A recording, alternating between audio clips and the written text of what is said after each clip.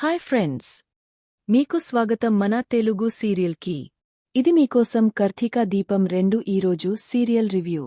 ముందుగా ఈ ఎపిసోడ్లో ఏమి విశేషాలు జరిగాయో చూద్దాం. మరచిపోకండి, మా ఛానల్ని సబ్స్క్రైబ్ చేయండి, లైక్ మరియు కామెంట్ చేయడం కూడా మరచిపోకండి. ఫోన్ చేస్తుంది సుమిత్ర. ఇక కార్తీక్ అయితే కాశీవాళ్ల దగ్గర అయితే ఉంటాడు కదా, ఇక ఫోన్లో ఇచ్చేసి చెప్పత్తామని అంటూ ఉండేసరికి దీప కళ్ళు తిరిగి పడిపోయిందిరా. ఎంత లేపుతున్నా లేవడం లేదు, నాకు చాలా భయంగా ఉంది, నువ్వు త్వరగా వచ్చేయరా అనేసరికి నేను ఇప్పుడే బయలుదేరుతున్నాను. అత్త తను రాత్రినుంచి ఏమీ తినలేదు, అందుకే పడిపోయి ఉంటుంది అని చెప్పి ఫోనైతే పెట్టేస్తాడు. ఇక పారిజాతం వాళ్లతో నా భార్య కళ్ళు తిరిగి పడిపోయిందట, మనం బయలుదేరుద్దామా అని అంటూ ఉండేసరికి మేము వచ్చిన పని పూర్తి కాలేదు, పూర్తయిన తర్వాతే వెళ్ళాలి అనేసరికి మీరు వస్తే రండి, లేకపోతే లేదు, నేను మాత్రం కార్ తీసుకుని వెళ్ళిపోతాను అని కార్తీక్ చెప్పడంతో ఇక పారిజాతం ఏమి పదా వెళ్దాం, వాడు వెళ్ళిపోతాడు అని చెప్పేసి అనేసరికి ఇక జోష్నా, రే కాశీ, నీకోసం నా ఫ్రెండ్తో మాట్లాడతాను, ఖర్చులకి ఈ డబ్బు ఉంచు అని చెప్పేసి అమౌంట్ ఇచ్చేసరికి అప్పుడు శ్రీధర్ ఆ డబ్బు కాస్త లాగేసుకుని నా అల్లుడి అవసరాలు తీర్చడానికి తనకి మా అను ఉన్నాడు, నేను చూసుకుంటాను, నీ డబ్బేమి మాకు అవసరం లేదు అని చెప్పేసి జోష్నా చేతిలో పెడతాడు. ఇక కాస్ట్ జాబ్ ఎలా తీర్చుకోవాలో నాకు బాగా తెలుసు, నీ సహాయం నాకేమీ అవసరం లేదు అని చెప్పి అనటంతో పారిజాతం, జోష్నా, కార్తీక అక్కడినుంచి బయలుదేరుతారు. ఇక ఇటుపక్క సుమిత్ర దీప మొహంపై నీళ్లు చెల్లి మరీ లేపుతుంది. ఇక దీప అయితే సుమిత్ర తలని పట్టుకోవడం చూసి షాక్ అయిపోతుంది. ఎవరిని ఉద్ధరించాలని భోజనం మానేశావో అని చెప్పి అంటూ ఉండేసరికి ఇక దీపకి ఓపిక లేక సరిగ్గా మాట్లాడలేకపోతుంది.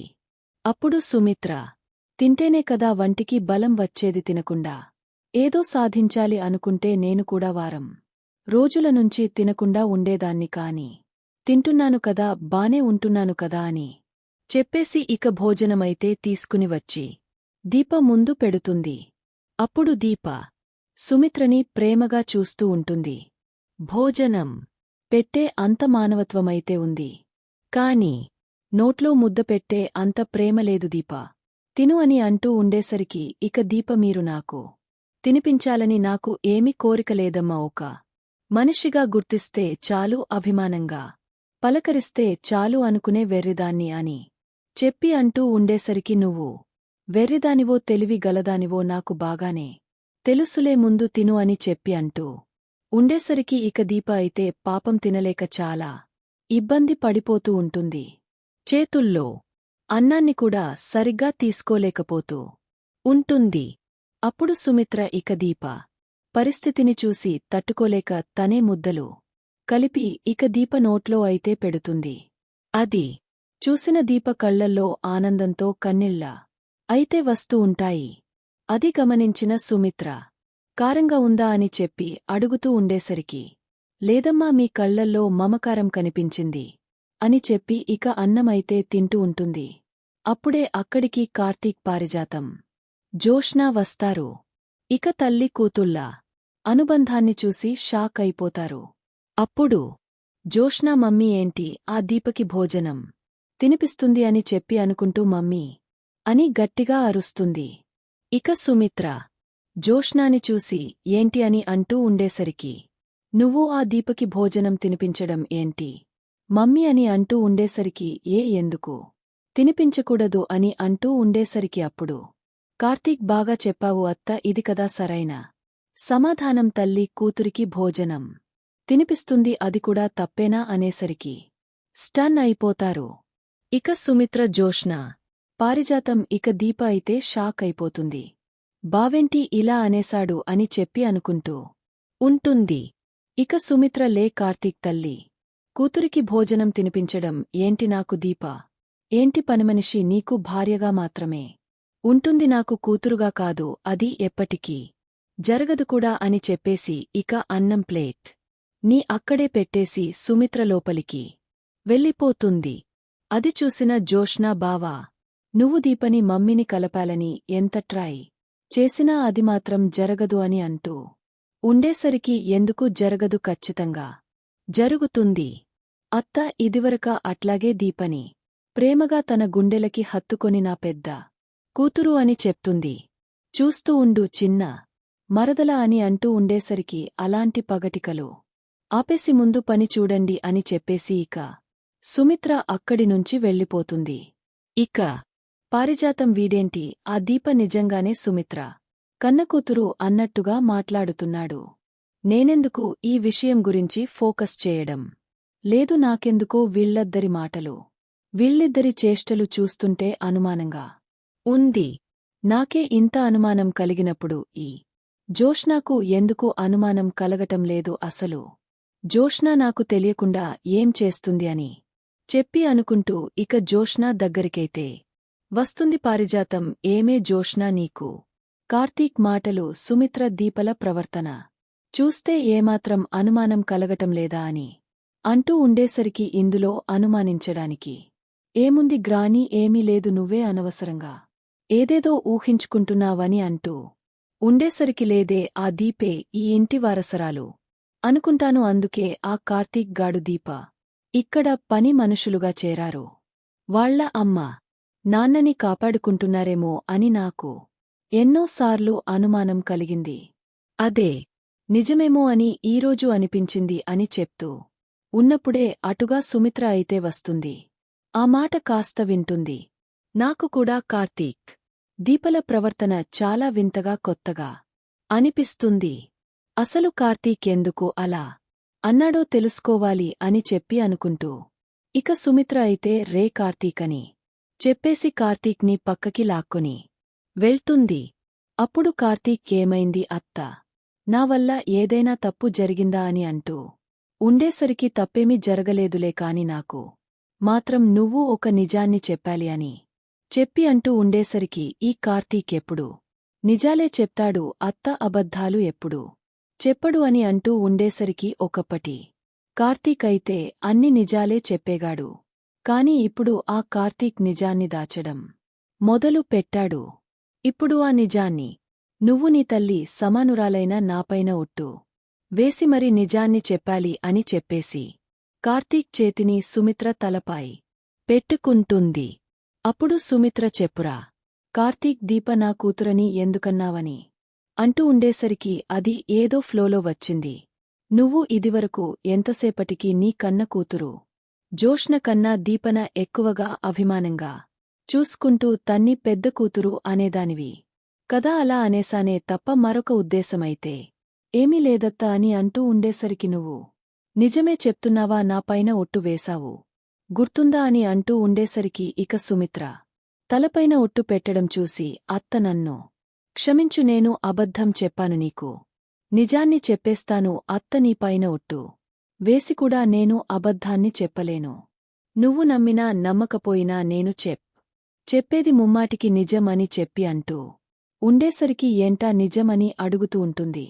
నువ్వు విన్నది నిజమే అత్త, అన్నది కూడా నిజమే, దీప నీ కన్నకూతురు అనేసరికి సుమిత్ర ఒక్కసారిగా షాక్ అయిపోతుంది. దీప నా కన్నా కూతురు అయితే మరి జోష్నా అని అడుగుతూ ఉండేసరికి జోష్నా దాసుమావయ్య కూతురు అని చెప్పి అనడంతో షాక్ అయిపోతుంది సుమిత్ర.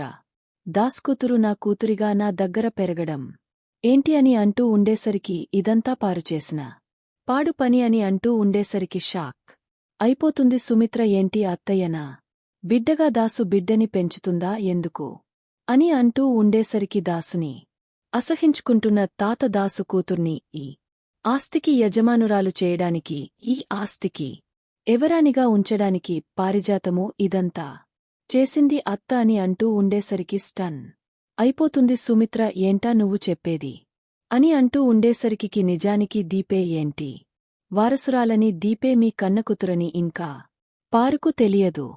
తెలిస్తే పారు దీపని చంపడానికి కూడా వెనకాడదు. అంత దారుణమైన మనిషి పారు అని అంటూ ఉండేసరికి షాక్ అయిపోతుంది సుమిత్ర. నీ కూతుర్ని చిన్నతనంలో చంపడానికి సైదులక ఇచ్చి పంపించింది.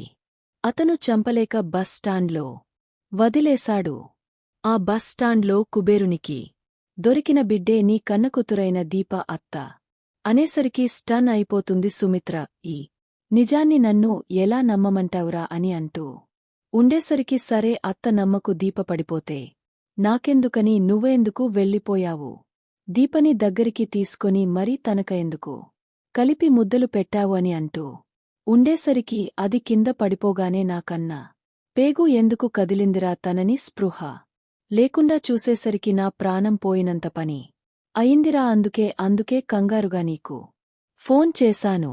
తన భోజనం చేయకపోతే తినడానికి ఓపిక కూడా లేదని నేనే కలిపి ముద్దలు పెట్టానురా అని అంటూ ఉండేసరికి అలా ఎవరు చేయగలరు? ఒక తల్లి మాత్రమే చేయగలుగుతుంది.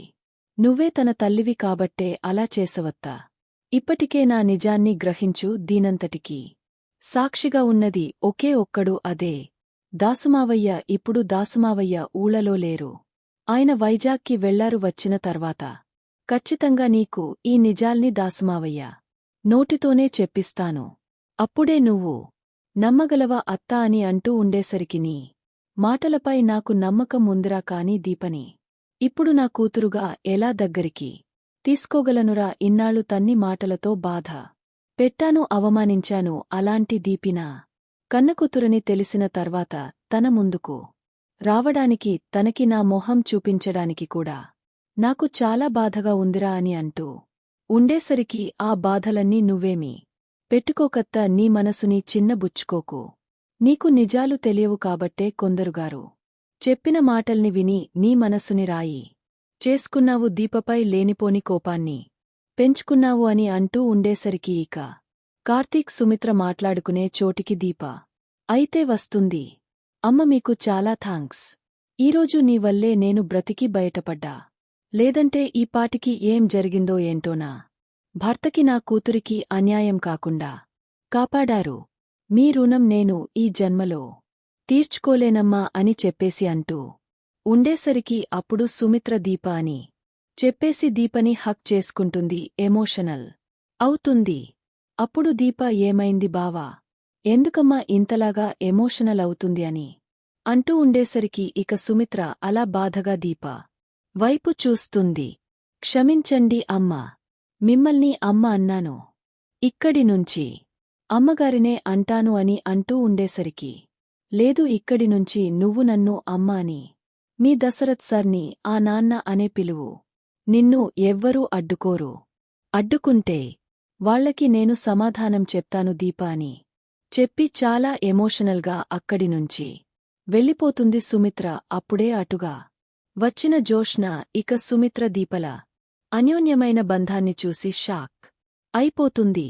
సడన్గా వీళ్ల మధ్య ఇంత ప్రేమ ఇక్కడి నుంచి పుట్టుకొచ్చింది అసలు మమ్మీకి ఏమైంది అని చెప్పి అనుకుంటూ కంగారు పడిపోతూ ఉంటుంది. ఈ వీడియో గనుక నచ్చినట్లయితే ప్లీజ్ లైక్ చేసి షేర్ చేసి సబ్స్క్రైబ్ చేసుకోండి.